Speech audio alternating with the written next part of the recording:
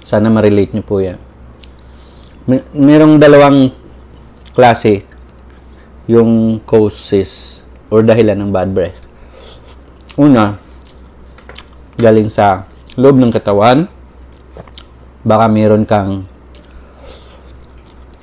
sakit or either sa intestine mo. Pangalawa is nasa bunganga, nasa mouth, sa ngipin.